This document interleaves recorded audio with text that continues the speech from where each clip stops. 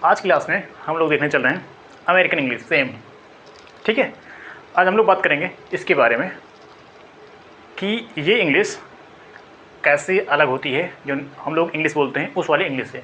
देखिए, ये एक सेंटेंस लिखा गया है, यहाँ पे आप भी देख सकते हैं और आप पढ़ भी सकते हैं। I shall eat it a little later. वैसे ये जो लिखा है, ये लिखा है I shall eat it a little later. इसका हिंदी मतलब होगा कि मैं इसे थोड़ी देर बाद खाऊंगा। कोई आदमी है या कोई भी है, वो कुछ खाने की बात कर रहा है कि मैं इसे थोड़ी देर बाद खाऊंगा। ठीक है, तो उसको इंग्लिश में ऐसे लिखा जाता है, I shall eat it a little later. मैं इसे थोड़ी देर बाद खाऊंगा या मैं इसे थोड़ी देर बाद में खाऊंगा। ठीक है, उसको इंग्लिश में ऐसे ट्रांसलेट किया जाता है, इंग्लिश में ऐसे लिखा जाता है। तो इसको ये मैंने वो हिंदी वाला लिखा नहीं है, हिंदी मैंने बता दिया है आपको। हिंदी क्या है, ये इसकी हिंदी क्या होगी कि मैं इसे, कोई चीज़ खाने की बात है, मैं इसे थोड़ी देर बाद में खाऊंगा। ठीक है, उसी को इंग्लिश में ऐसे बोला जाएगा, ऐसे लिखा जाएगा, I shall eat it a little later.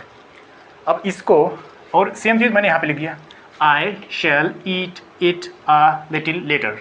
मतलब ये जो ऊपर लिखा गया है इसको ऐसे ही पढ़ा जाता है। सही है, आप भी जानते होंगे।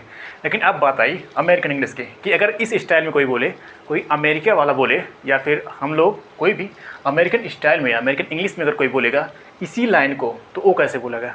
देखिए, उसको वो फिर ऐसे बोलेगा, आई शैल ई डी डा little later. I shell E D डा लिटिल लेटर।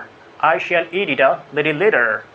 राइट, तो ये रहा सेंटेंस, इंग्लिश का सेंटेंस ये वाला है।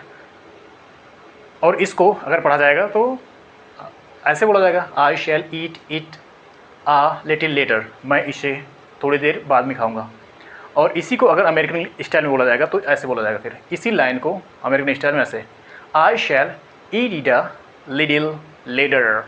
I shall eat it a little later. I shall eat it a little later. ठीक है, a little later. I shall eat it a little later.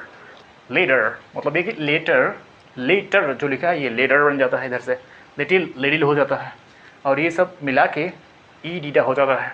ठीक है, बाकी ये सब नियम कैसे काम करते हैं इन सब हम लोग देखेंगे किसी बड़ी वाले वीडियो में। ठीक है, will see all these things, I mean all these rules in some of the video, that is going to be a big video. Right, तो इस तरह से ये वाला इस सेंटेंस को हम लोग ऐसे पढ़ते हैं, बाकी अमेरिका वाले ऐसे बोलेंगे। अगर कोई बोलेगा तो इसी लाइन को सेम इस तरह से बोलेगा, I shall eat it a little later. I shall eat it a little later. ठीक है, इस हिसाब से इसी लाइन को बोला जाता है। अब अगर आपको ये समझ में आता है, कोई ये बोले और फिर आपको समझ में आ जाए कि वो यही चीज़ कहना चाहता है, इसका मतलब आपको अमेरिकन इंग्लिश आती है, फिर आप आराम से समझ सकते हैं। लेकिन अगर आपको ये सब नहीं समझ में आता है, ई डीडा ये क्या होता है, क्योंकि ई डीडा और ईट इट आ इसी की जगह पे ये बोला गया है। अब अगर आपको नहीं पता है ई डीडा क्या हो सकता है, क्योंकि आपकी आदत यही होगी बोलने की, eat it a, eat it a, eat it a, यही बोलते होंगे। और ई डीडा अगर नहीं जानते हैं आप तो दिक्कत हो सकती है। ठीक है, फिलहाल इन सब के बारे में हम लोग बात करेंगे किसी बड़ी वाले वीडियो में। ठीक है, अभी के लिए केवल इतना दिखाना है कि किस तरह से अमेरिकन इंग्लिश हमारे इंग्लिश से अलग होती है। और अगर आपको इनकी नॉलेज है, आप इनको जानते हैं, तो आप बहुत ही आराम से इसको सीख सकते हैं। ठीक है, और अगर आपको ये नहीं पता है तो हम किसी दूसरी वीडियो में इसके बारे में विस्तार से बता देंगे कि ये सारे नियम कैसे बदलते हैं, मतलब इन सभी शब्दों को कैसे अमेरिकन इंग्लिश में ये सब बदल दिया जाता है। जैसे ईट इट आ जो होता है, ये आखिर कैसे ई डी डा पढ़ा जाता है, ये इसमें कैसे बदल जाता है, या फिर लिटिल ए कैसे हो जाता है, ए कैसे बन जाता है।